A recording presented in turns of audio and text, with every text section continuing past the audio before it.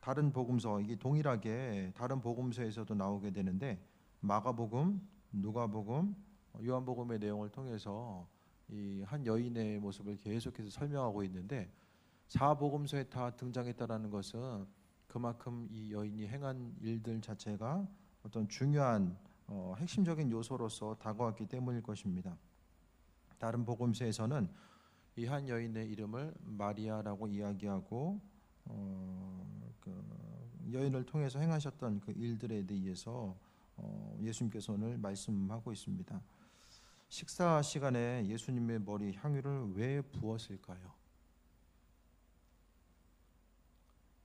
그 머리에다가 향유를 왜 부었을까요?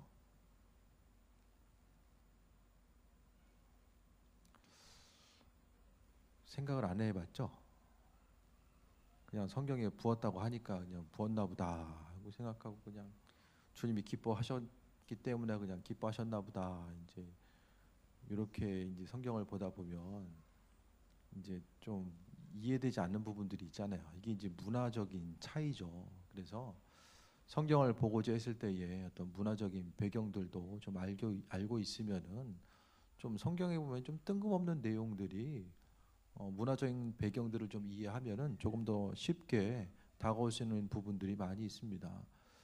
이 당시 보면은 향유라는 것은 유럽에도 보게 되면 이제 그 향수가 발달된 것은 사람들이 잘 씻기 힘들기 때문에 그 유럽 역사책을 보면은 왕들도 막 샤워를 한 달에 한 번 하고 그 왕이 한 달에 한 번 했으면 이게 문화 자체가 이렇게 샤워하는 문화로 이렇게 온 지가 그렇게 오랜 세월이 아니에요. 그 유럽의 그 그림들 보면은 아주 이쁘고 화려한 옷들 입고 있는 모습을 많이 보잖아요. 근데 보면은 다 이게 좋아 보이는데 그 문화 자체가 목욕하는 문화가 아니었었기 때문에 이제 우리가 아는 것처럼 향수가 발달될 수밖에 없었고 그 향수를 통해서 사람의 체취를 이제 가리는 거죠. 여기 나와 있는 것처럼 예수님 당시도 물이 뭐 얼마나 많이 있었는지 모르겠지만은 그러니까 중세도 그랬었는데 중세라고 하면은 이제 대부분의 중세를 이제 로마의 그 한 말엽 정도부터 시작해서 이제 중세로 보거든요. 어, 중세의 그 기간을 통해서 여러 가지 이제 중세를 어디부터 보느냐 뭐 의견이 있겠지만은 어쨌든 간에 중세의 시작을 뭐 500년부터 보기도 하고 뭐 여러 가지 의견이 있지만 어쨌든 예수님 이후 500년, 1000년 그때도 이렇게 또 1500년도 마찬가지죠. 씻는 것을 또 자주 씻을 수 있는 문화가 아니었다라고 생각했을 때에 예수님 당시 2000년 이상 된 그 예수님 당시에는 사람들이 다 이 향유를 쓴 거예요. 그런데 조금 좀 사는 집들은 향유를 좋은 거 쓰고 좀 힘들게 사는 집들은 향유에다가 이제 올리브 기름을 더 이제 타서 쓰게 되죠. 그러니까 여기서 보면 문화가 뭐냐면은 손님이 오잖아요. 그러면은 향유는 그 어떤 그 고체로 된 향을 내는 그 고체 향수죠. 쉽게 이야기하면은 고체로 된 어떤 향을 내는 물질을 머리 위에 조금 올려놔줘요. 손님이 오면. 그러면은 머리가 차가워요? 아니면 뜨거워요? 열받아서? 머리 계속 열이 올라와서? 머리가 차가우면 병원 가셔야 됩니다. 머리가 차갑지 그러면은 예, 냉철하게 판단해야 된다. 그건 냉철하게 판단하는 거지. 머리가 차갑다 그러면은 좀 위험한 거예요. 대부분 이렇게 머리 위에다 그 향품을 좀 올려놓으면 시간이 지나가면서 이게 머리 열기 때문에 녹아요. 그래서 이제 그 향의 냄새가 좀 나는 거죠. 그것이 손님에 대한 그 예인 거예요. 그래서 머리에다가 향유를 붓는다는 것 자체는 어떤 특별한 것이 아니라 우리가 보면은 이 향유를 왜 갑자기 뭐 머리에다 붓지? 그렇게 생각할지 모르겠지만 이 당시 문화권 가운데서는 그런 문화가 있었다라는 거. 그것을 통해서 예수님께 향유 옥합을 가져와서 이제 부은 거죠. 여기까지는 누구나가 이제 공감할 수 있고 행할 수 있는 헌신의 단계. 7절까지는 머리에 어느 정도 부었다라는 것을 이제 그 향유 옥합을 가져와서 식사는 예수의 머리에 부었다라는 거. 그 문제는 뭐냐면 붓는 건 괜찮은데 다 부은 거예요. 다. 그런데 그 마가복음인가 보게 되면은 그 구체적으로 이 향유의 값이 얼마인지가 나오잖아요. 그래서 예를 들어서 이제 요즘 일당이 높아져가지고 금액을 따지면 한 1,500에서 2천만 원 정도 되는 이런 향유를 부었다라고 이제 판단하는 것이고, 마태복음에서는 이게 금액을 기록을 안 하고 있어요. 그 양 자체가 얼마큼인지 금액 자체보다는 이 안에 헌신도에 조금 더 중심을 두기 위해서 그런 것 같습니다. 그래서 예수님께 머리를 부었는데 지나치게 많이 부은 거예요. 헌금을 했는데 지나치게 많이 한 거예요. 적당히 하면 되는데 너무 많이 했어요. 그러니까 지금으로 이야기하면 이제 어쨌든 1년치 벌 수 있는 것을 갖다가 몽땅 예수님 앞에 헌금한 거죠. 그렇게 하다 보니까 8절에 보니까 제자들이 보고 분개하여 이르되 무슨 의도로 이것을 허비하느냐라고 이야기합니다. 갑자기 한 2천만 원이 눈앞에서 예수님 머리를 통해서 없어지죠. 아니 2천만 원치 부으면은 그냥 죽을 때까지 뭐 향기가 계속된다 하면은 그만큼 부을 만도 해요.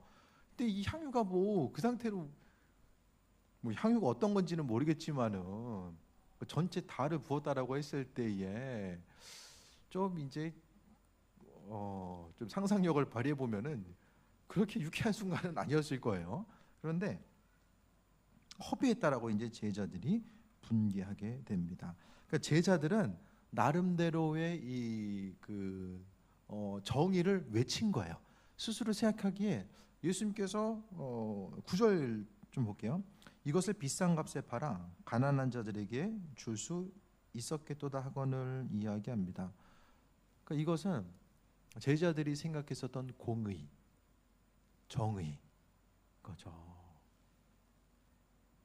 하나님께서 허락하신 것들을 어떻게 사용하느냐에 대한 그 문제죠. 그래서 제자들이 생각했을 때는 평상시에 예수님께서 뭐라고 말씀하셨어요? 이웃 한 사람에게 행한 것이 다 내게 한 거야 라고 주님께서 계속 강조하셨잖아요. 그 말씀을 듣다 보니까 제자들 생각하기에는 예수님 머리 위에 향유를 부은 것은 이건 낭비한 것이고, 또 이것을 팔아다가 다른 사람들에게 얼마든지 많은 사람들에게 나눠줄 수 있고 힘든 사람들에게 베풀고 나누는 삶을 살아갈 수 있었는데, 오늘 본문의 내용을 통해서 제자들이 보기에는 그 부분이 문제가 있었다라고 이야기하면서 분개하며 허비했다라고 오늘 본문을 통해서 이야기하고 있는 것을 보게 됩니다. 그러니까 똑같은 현상이죠. 한 여인은 자신이 할 수 있는 최고의 가치와 헌신을 통해서 예수님 보시기에 합한 자로서 힘쓰고자 했었던 그 모습을 보이는데, 똑같은 헌신의 모습인데 뒤에 보면은 주님께서는 그간에게 좋은 일을 행했다라고 이야기하고 제자들은 허비했다라고 이야기합니다. 그러니까 교회 내에서도 똑같은 일이 있지만은 그 똑같은 일 자체가 누구에게는 허비하게 되는 거고 누구에게는 하나님 보시기에는 그 부분이 온전한 것. 또 반대 현상도 있을 수 있죠. 사람 보기에는 이것이 정말로 유익이 되는 일인데 또 하나님 보시기에는 그 일들이 주님 보시기에 어떤 것이 아닐 수도 있다라는 거예요. 근데 오늘 본문을 통해서 이 한 여인은 자신의 최선을 다해서 예수님의 머리에 향유를 붓게 되고, 제자들은 자신의 관점과 생각, 그러니까 철저하게 예수님께서 바라고 원하시는 일들이 이거야. 그러니까 이 제자들의 생각에 예수님도 분명히 이 여인이 행한 일들을 어리석은 일이라고 판단했을 거라는 생각을 했을 거예요. 그래서 이 허비에다라는 거, 성경의 문화권은 동양 문화권입니다. 서양 문화권이 아니라 동양 문화권이에요. 그래서 제자가 스승 앞에서 스승한테 행한 것을 보면서 이거 왜 허비했냐고 이야기하는 것은 스승이 그만큼 그 부분에 대해서 동조한다라고 생각하지 않으면은 이와 같은 말을 할 수가 없는 거죠. 제자들은 자신 있게 이야기합니다. 자신의 생각과 판단과 기준에 의해서 이렇게까지 할 필요가 있었느냐고 다시 한번 이야기하면서 이제 책망을 넘어서 분개한 거예요. 분개. 하지만 예수님께서 말씀하십니다. 10절에 예수께서 하시고 그들에게 이르시되 너희가 어찌하여 이 여자를 괴롭게 하느냐 그가 내게 좋은 일을 하였느니라라고 이야기합니다. 그 중요한 것은 삶에 있어서의 예수님은 좋은 일 했다고 하는데 제자들도 예수님이 원하시는 말을 했다라고 하면서 예수님께서 평소에 말씀하셨던 그것에 근거해서 이야기하셨는데 왜 이렇게 이야기할까? 뭐 다른 복음서에서 보면은 가룟 유다가 이제 뭐 돈이 아까워가지고 이제 스스로 욕심내서 또 이렇게 이야기했다라고 이야기도 하지만은 오늘 본문의 내용만 우리가 통해서 봤을 때는 어쨌든 뭐 얼마든지 공감할 수 있는 내용이잖아요. 그럼 여러분이 제자들의 입장에서 봤을 때 갑자기 눈앞에서 2천만 원이 흘러가지고 초당 2, 3만 원씩 흘러내려가요.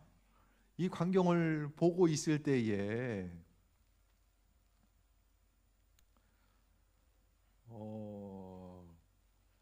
그런 거죠. 담임 목회자가 한 2천만 원 교회돈 가져다가 이거 저기다 써야 될 것 같아요. 근데 교회들은 잘 몰라. 전혀 모르는 사람인데 이거 써야 될 것 같아요.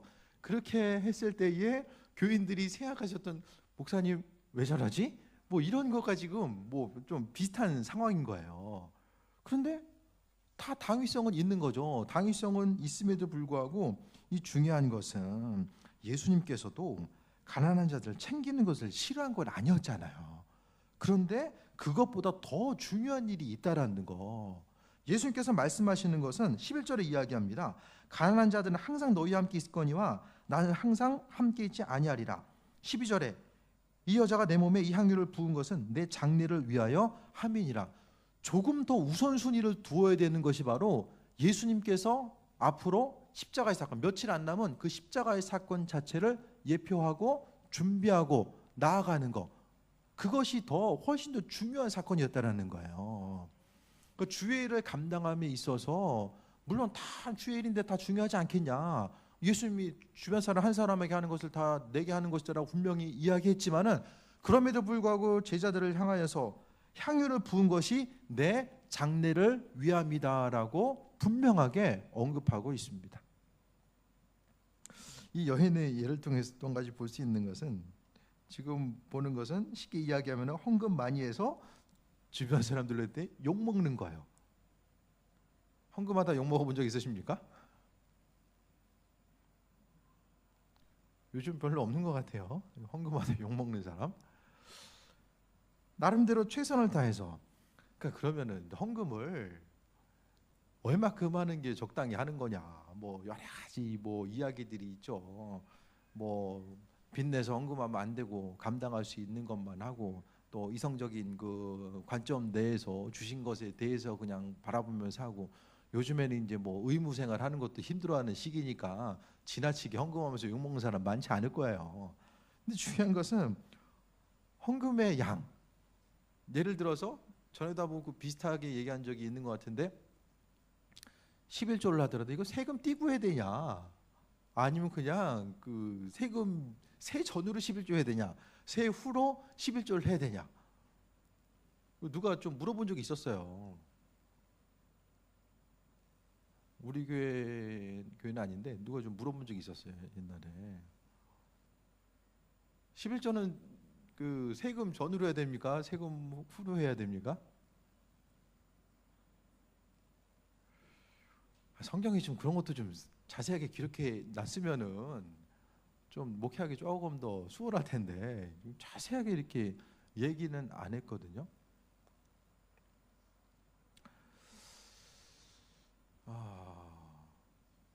뭐 여러 가지가 있겠지만은 중요한 것은 하나님께서 주시는 마음의 감동 따라 가는 거죠. 하나님에 대한 마음과 믿음의 분량 따라 마음의 감동 따라 움직이는 게 이게 맞는 얘기가 아닐까라는 좀 생각을 해보게 됩니다. 주님께서 주신 은혜대로, 그러니까 하나님께서 내가 하나님을 더 온전히 바라보고 그분을 위해서 오늘 마리아가 가졌던 그 마음, 주님께 자신이 가지고 있는 최대한의 헌신과 노력을 통해서 내가 할 수 있는 최대한을 통해서 주님께 행할 수 있는 것들을 표현하고자 하는 것. 그러니까 사실 우리가 신앙생활하면서 주님을 사랑하고자 하고 그분을 위해서 구체적으로 삶의 행동을 통해서 표출할 수 있는 것들이 많지 않습니다. 몇 번 좀 말씀드린 적이 있는데요. 일상생활을 살아가면서 그렇게 많지 않아요. 그 중에 하나가 헌신이고 또 예배고 또 예물로 드리는 것입니다. 오늘 보니까 이렇게까지 많이 안 해도 돼. 근데 성경을 보니까 예수님께서는 기뻐하셨던 것을 보게 됩니다. 예수님께서 왜 기뻐하셨을까? 왜 기뻐하셨을까요? 향유가 많이 있으면은 그럼 다 이렇게 머리 향유 다 가득한 채로 이게 잠들고 가기도 좀 불편하셨을 텐데 왜 머리에 기름 부으면 이렇게 아무리 뭐 수백만 원짜리 향수를 갖다 들이부으면 뭐 이렇게 기분이 좋겠습니까? 근데 예수님께서 왜 기뻐하셨죠? 향유 자체는 이 여인이 예수님을 사랑하고 생각하는 마음이 향유를 통해서 드러난 거예요. 내가 이거 더 부어가지고 주님으로부터 더 많은 것을 받아내야지. 그것 때문에 한 것이 아니라 예수님을 향한 마음의 표현, 자신이 가지고 있는 것을 통해서 최고의 헌신을 통해서 드리고자 하고 섬기고자 하고 자신의 믿음을 보인 행동이었다는 거죠. 황금 생활에 대해서 기준 자체는 철저하게 하나님과의 그 사람의 관계성인 것 같아요. 하나님께서 마음 주시는 대로 최선을 다해 헌신하는 것이고 또 특히 또 그 중에는 더 재정적으로 하나님께서 사용하길 원하시는 또 사람들이 또 있는 것 같고요. 하나님과의 1대1의 관계성 가운데서 내가 그분께 집중하다 보면은 감당할 수 있는 은혜를 주시고 또 은혜를 주시니까 또 조금씩 내가 주님께 헌신하다 보면 하나님께 또 드릴 수 있도록 또 은혜 허락하시고 인도하셔서 그러니까 헌신하는 것은 주신 분이 있어야지 또 헌신하잖아요. 그러니까 내가 헌신할 수 있도록 하나님께서 내게 주셔야만 하기 때문에 또 그분께 집중하다 보면 주신 것 가지고 드리고 이런 믿음의 선순환이 계속돼야 되지 않을까라는 생각을 해보게 됩니다. 재정적으로 또 어떤 사람은 많이 드렸더니 하나님 많이 주셨다.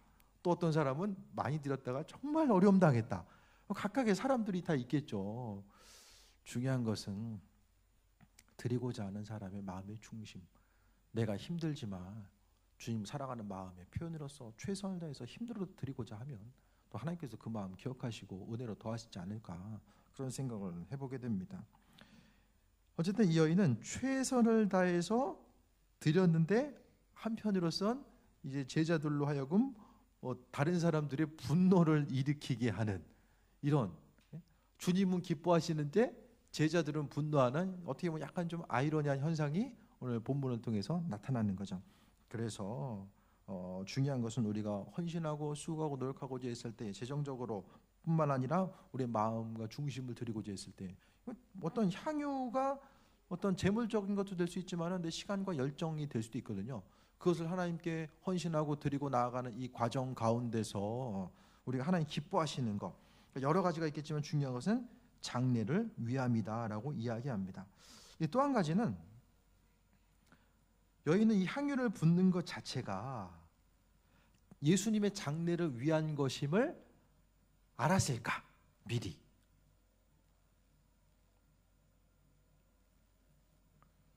성경을 보면은 몰라요.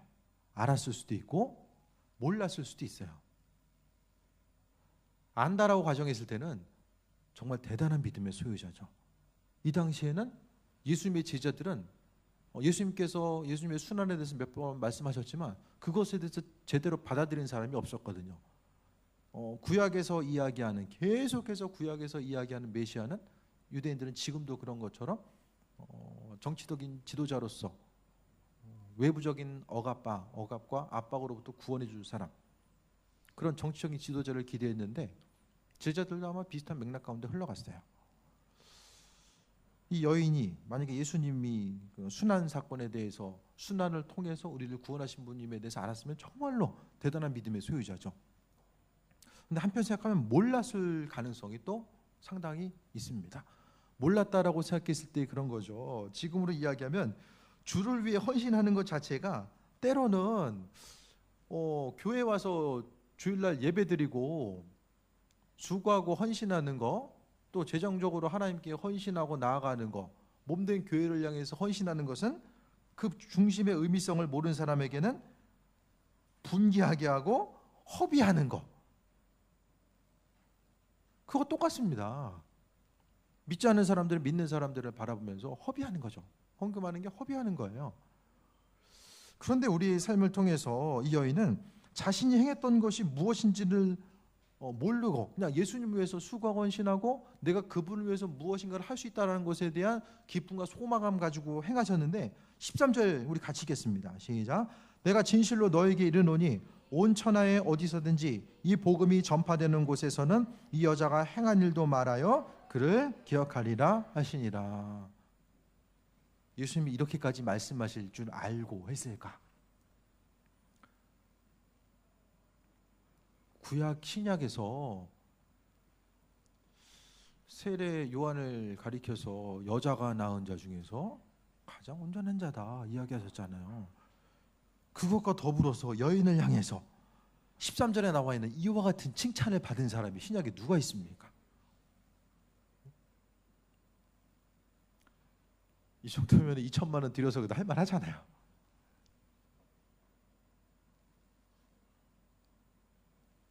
무슨 말을 하고 싶냐면은 2천만 원 들여서 칭찬받다는 소리를 하는 게 아니라 온전한 헌신에 대해서 우리가 지금 이 땅을 살아가고 있는 동안에 주를 위해서 수고하고 헌신하는 것 자체가 얼마만큼 주님의 마음을 기쁘시게 해드리고 그분 보시기에 온전한 일인지는 우리가 모를 수 있어요. 순간적으로 주를 위해 헌신하면서도 또 주변에서 욕먹고 뭐 그렇게까지 해야 돼? 쉬기에도 부족한 시간, 쓰는 것도 부족한 이때에 그렇게까지 해야 되는가? 그것에 대해서 의구심을 갖고 때로는 본문에 나와 있는 것처럼 그들을 향해서 우리를 보면서 분개하는 이들이 분명히 있을 수 있다는 거예요. 하지만 그것 자체가 나중에 주님 앞에 가봤을 때에 힘들지만 수고하고 땀 흘려 헌신했던 그 모든 것들에 대해서 주님께서는 기억하시고 위로하시고 칭찬하시고 은혜 더하신 거죠. 그것에 있어서 핵심적인 내용은 내가 더 많이 드려야지만 주님께서 더 많이 주실 거야. 뭐 초신자 때는 그럴 수 있지만 조금 더 시간이 가면은 거기서 계속 머물러서는 안 되고요.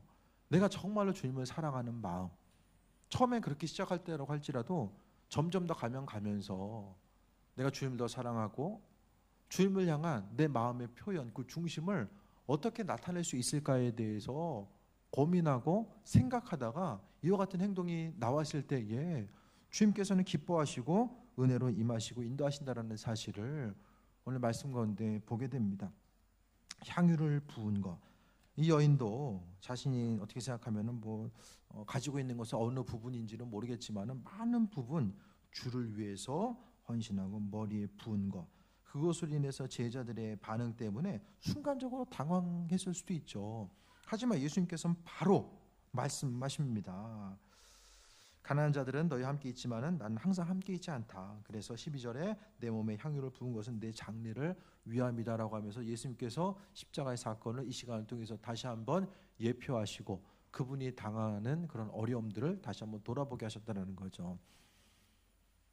이 시간을 통해서 여러분이 주님을 사랑하는 그 마음, 그 온전함이 있다라고 한다면 그분에 대한 사랑과 그 온전함을 어떻게 표현하고 있으십니까?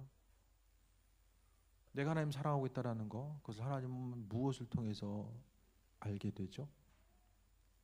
오늘 본문에 이 여인은 한 가지 이해죠.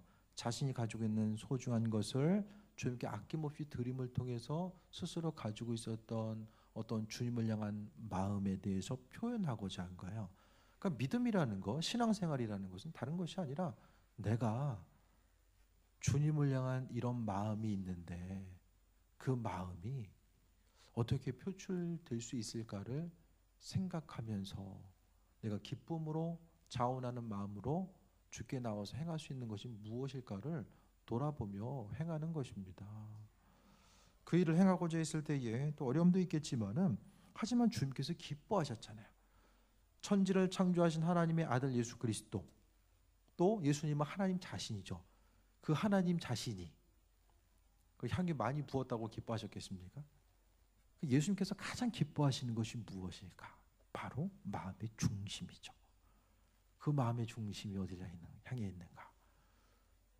죄 가운데 날마다 고민하고 흔들리는가?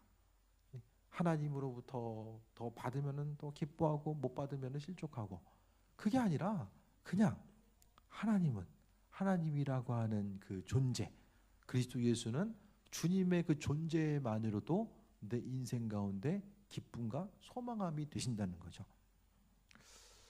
이 마리아를 향해서 예수님이 얼마나 큰 일을 행했는지는 모르겠어요. 말씀에 대해서 가르쳐 주시고 또 인도하셨겠지만은 중요한 것은 우리 한 사람 한 사람에게 예수님께서는 지금까지 너무나도 많은 일들을 해오셨고 앞으로도 행하실 텐데, 그렇다고 한다면 우리가 주님께서 허락하신 것들을 받기만 하는 존재가 아니라 주님의 도우심과 인도하심, 예비하심이 무엇인지에 대해서 돌아보고 이 마음의 중심을 어디에 두고 나아갈 것인가에 대해서 더욱더 세심하게 살펴보지 않는다고 하면은 주님께 칭찬받는 이 온전한 믿음에 이룰 수 없다라는 것에 대해서 말씀하고 있습니다. 13절을 통해서 복음이 전파되는 것, 땅끝까지 복음은 간다라고 했잖아요. 그러니까 이 여인이 행한 일들은 땅끝까지 사람들이 알게 될 것이다. 성경이 보급된 거, 그 곳곳마다 이 여인이 행한 일들은 다 말씀대로 이루어졌잖아요. 세상에서 성경책만큼 많이 팔린 책이 없잖아요. 많이 보급된 책이 없어요. 이 말씀을 통해서 이 여인은 계속해서 증거되고 다른 복음서를 통해서 계속해서 나타납니다. 그런데 그 다음 사건 17절부터 보게 되면은 예수님을 또 그 14절부터 나오죠. 가룟 유다의 14절에 보면은 배반 사건, 또 15절에 보면은 내가 예수를 너에게 넘겨주리니 얼마나 주려나 하니 그들이 은 30을 달아주거늘. 바로 14절에 가룟 유다 얘기가 나와요. 시간적인 순서일 수도 있지만은 의도적으로 이렇게 배열이 될 수도 있다라는 거예요. 자신의 모든 것에 대해서 주를 위해 헌신했었던 한 여인, 반대로 예수님을 팔아먹었었던 가룟 유다. 어떤 사람이 예수님 팔아먹는 거죠? 내 영광을 위해서 예수님이 존재해야만 하고 주님 주시는 것 따라서 예수님이 어떤 분이신지에 대해서 깨달아 아는 사람들. 그게 쉽게 이야기하면 예수님을 이용해서 내 삶의 목적을 이루고자 하는 사람들. 여러분, 언제가 믿음의 그 분량 자체가 극대화되는 때가 언제입니까?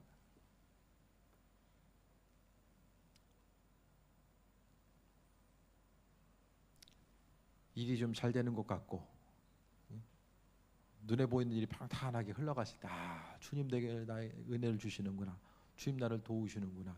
그때 믿음이 항상 상승곡선에 있다가 만약에 무슨 일이 생겼을 때 일이 잘 안 돼, 뒤로 넘어지는데 막 코가 깨지고 막 그런 일들이 나타나요. 그럼 주님 나와 함께하지 않나? 물론 고통의 무게가 컸을 때 그와 같은 현상들이 나타날 수 있지만은 이 신앙의 중심을, 신앙의 이제 그래프가 내 인생 앞에 펼쳐진 어떤 일들로 인하여서, 크고 작은 일들로 인해서 이게 파장이 계속해서 흔들리며 나타나면은 바로 그 인생이 가룟 유다입니다. 예수님 팔아먹는 사람. 우린 날마다 조심해야 됩니다. 예수님 팔아먹지 않기 위해서. 주님 영광 위해서 한다라고 하지만은 그게 정말 주님 영광 위해서 살아가는 거냐? 근데 육신의 이득을 위해서 예수님 존재해야 되고, 삶에 있어서의 불편함이 있을 때에 인내하고 하나님의 때를 기다리지 못하고 계속해서 원망 불평하고 주님 내게 맨날 나에게 왜 그러시지? 라고 하면서 하나님의 어떤 그 능력, 그분에 집중하기보다는 그분의 손안에 가지고 있는 것만 계속해서 집중하다 보면은 바로 나도 모르는 사이에 가룟 유다 되는 거죠. 우리는 다 기복적인 요소가 다 있어요. 하나님은 복을 주시는 분입니까? 아니면 재앙을 주시는 분입니까? 다 주잖아요. 다 복도 주고 잘못하면 매 맞기도 하고. 복 받는 건 당연한 건데 매 맞는 건 이상한 거야.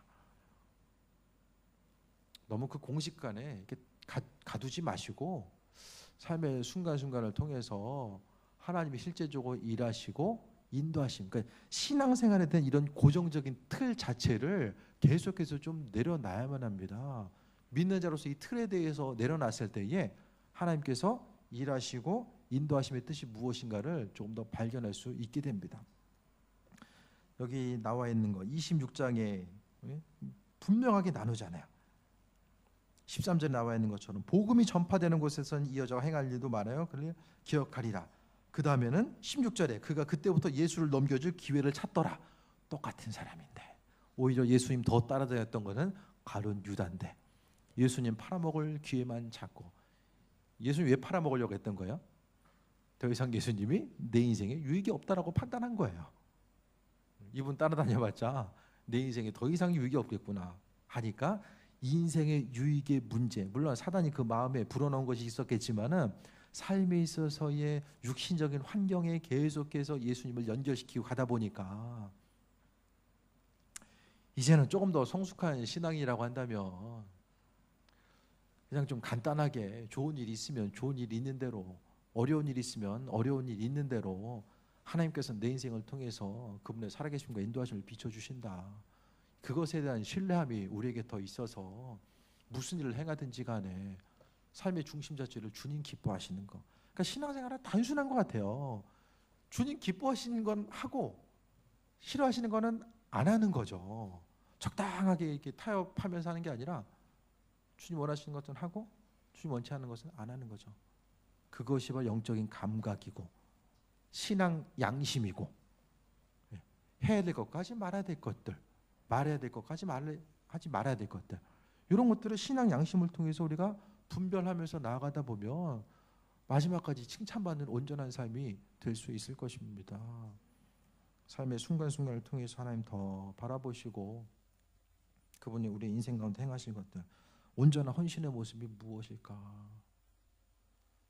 요즘 젊은 세대들이 자신의 감정을 표현하는 전 연령 가운데서 마찬가지고요. 특히 젊은 세대일수록 자신의 감정을 표현하는 게 귀찮아가 1위가 됐어요. 얼마 전까지 3, 4위. 행복하다는 것은 6위 정도? 5, 6위? 귀찮은 게 1위예요. 교회 청년들 보면 귀찮다는 얘기 계속 하길래 뭐 이렇게 귀찮지? 인생에 이렇게 무기력한 거 했더니 그게 아니었어요. 요즘 트렌드예요. 귀찮아. 그게 이제 트렌드인 거예요. 귀찮다는 게. 사람 만나는 것도 귀찮고. 그러니까 앞으로 교회는 점점 더 힘들어질 수밖에 없어. 만나고 접하는 걸 힘들어해요. 점점 더. 그 트렌드 가운데 이제 있기 때문에 사회가 지금 어떻게 움직이고 있고 어떻게 어떤 트렌드를 가지고 나아가는가, 그런 것들 전체적으로 봤을 때에 점점 더 모여서 신앙생활하고 하나님의 은혜를 바라보고 더불어 살아가는 것이 힘든 시대. 그런데 이 시대가 조금 더 지나가다 보면은 어쨌든 간에 이제 서로를 향한 이 개인주의적인 성향이 나눠지다가 이제는 그 시기를 또 넘어서면은 사람의 따뜻함이 그려지는 그런 시대가 다시 오지 않을까, 그런 생각을 좀 해보게 돼요. 말씀 가운데 주님 더 바라보시고 온전한 헌신의 모습이 뭘까? 주님 기뻐하신 일들을 행하는 게 헌신이고, 또 우리 인간적인 생각으로부터 우리 믿음을 보호하고 나아가기 위해서는 하나님 바라시는 것과 원치 않는 것들이 무엇인지에 대해서 조금 더 마음의 중심을 둬야 됩니다. 그 마음의 중심을 두지 않으면은 오늘 제자들이 행했던 것들, 향유를 붓는 모습을 보면서 분개한 것은 나름대로의 이유가 있었지만 주님 기뻐하지 않았다라는 거예요. 말씀을 통해서 하나님의 도우심과 그 인도하심과 예배하심이 무엇일지에 대해서 다시 한번 돌아보시고 조금 더 우선순위를 두고 또 주님의 마음이 어디 있을까?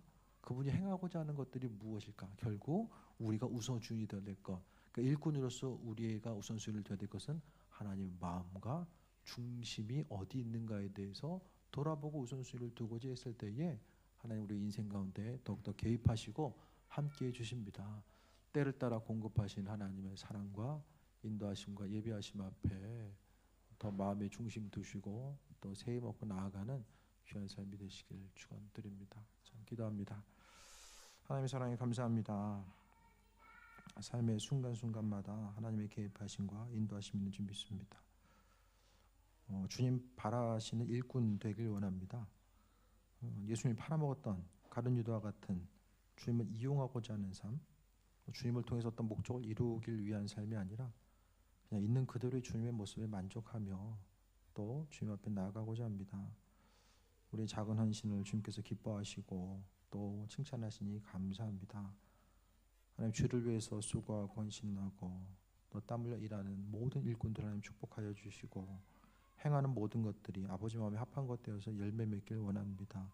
환경 따라 주님 바라보지 않게 하시고 있는 그대로의 모습, 우리 주인 되신 그리스도 예수, 주님을 믿음으로 고백하는 그 귀한 삶을 살아갈 수 있도록 은혜로 임하시고 함께하여 주옵소서.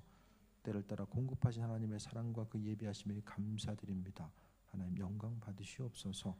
예수님의 이름으로 기도했습니다. 아멘.